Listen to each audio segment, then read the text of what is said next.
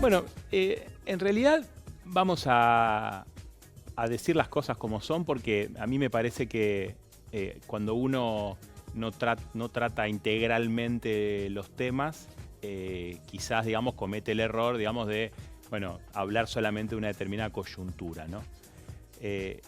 Hay una realidad que es que los sistemas de seguridad social en el mundo tienen problemas de financiamiento. ¿Por qué? Bueno, porque nosotros antes teníamos una pirámide poblacional que hacía que tengamos muchos trabajadores activos que aportaban y pocas personas que se jubilaban, y además, en realidad, personas que se jubilaban y vivían pocos años, ¿no? Bueno, el avance de la ciencia ha hecho que nosotros, por suerte, afortunadamente, vivamos muchos más años con mejor calidad de vida. Entonces, esto pone también en crisis en la cúspide de esta pirámide, porque tenemos más personas que viven más tiempo, pero también un problema en la base de esa pirámide, porque tenemos menos trabajadores y además tenemos pocos trabajadores registrados, que entonces se produce un desfinanciamiento de los sistemas. Esto digo en términos generales. Después, por supuesto que tenemos diferencias entre los distintos regímenes nacionales, provinciales, municipales, etc. Entonces digo, hay discusiones distintas. La discusión a nivel nacional tiene que ver con, en definitiva, como un conflicto de poderes. ¿Por qué? Bueno, porque lo cierto es que el Congreso sanciona una ley para mejorar, no enormemente, el ingreso de los jubilados y pensionados, sino que indudablemente era solamente para una pequeña cantidad de dinero, que es aproximadamente 15.000 pesos.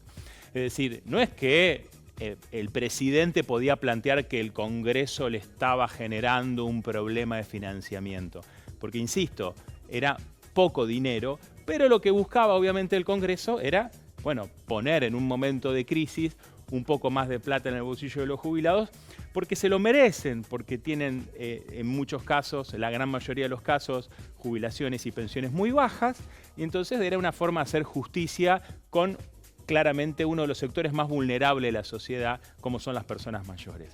Entonces, yo lamento que el presidente de la Nación haya tomado esta decisión y de entrar en conflicto con el Congreso, porque creo que el Congreso hizo algo justo. Ahora, eso no significa que, digamos, en el horizonte no haya que generar las condiciones para mejorar el financiamiento del sistema nacional. ¿Por qué? Porque también es cierto que se cometen injusticias y que el porcentaje por el cual las personas se jubilan es bajo. Es decir, por las leyes de inclusión previsional, de moratorias, como se ha denominado, jubilación de ama de casa, digo, con las distintas denominaciones populares que también se dieron, lo cierto es que la Argentina es un ejemplo en América Latina en lo que tiene que ver con la cobertura, con la cantidad de personas que gozan de jubilaciones de pensiones y además del beneficio de tener una obra social como PAMI, ¿sí?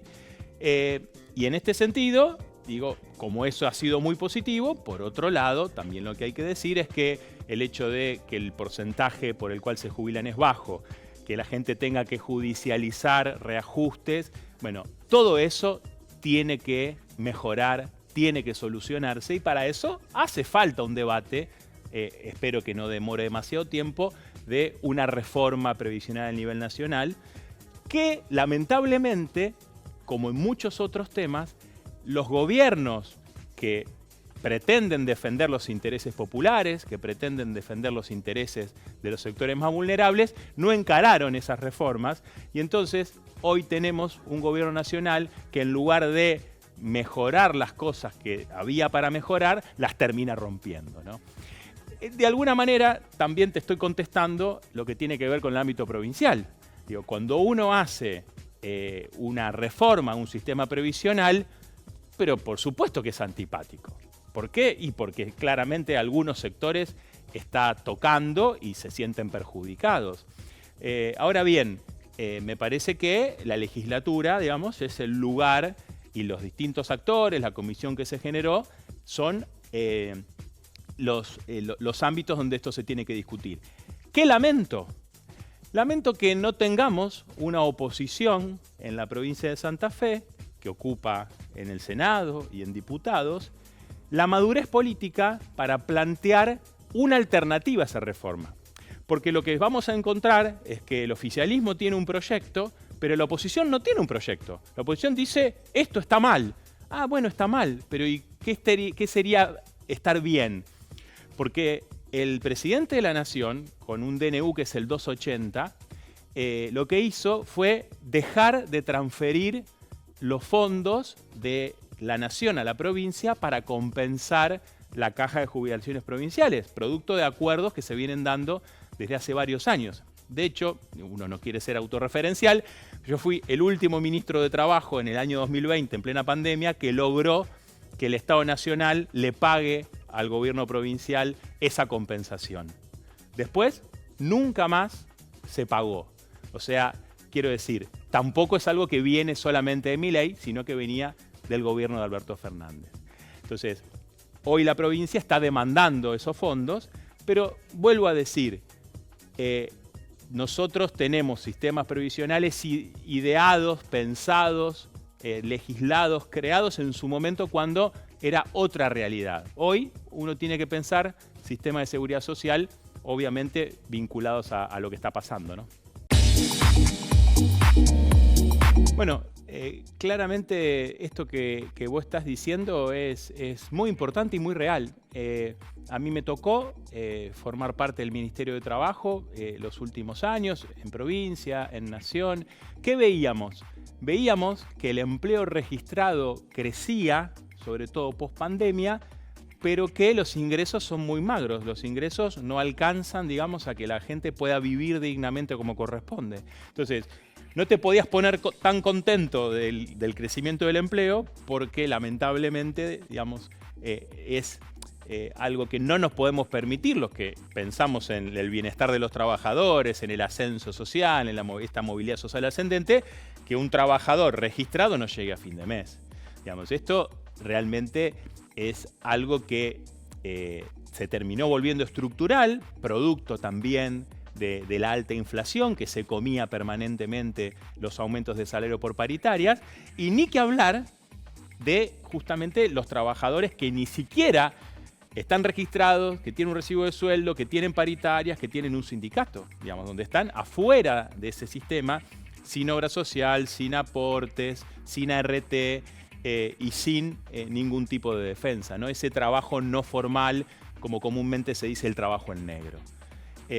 Entonces, acá también vuelvo a lo que veníamos charlando.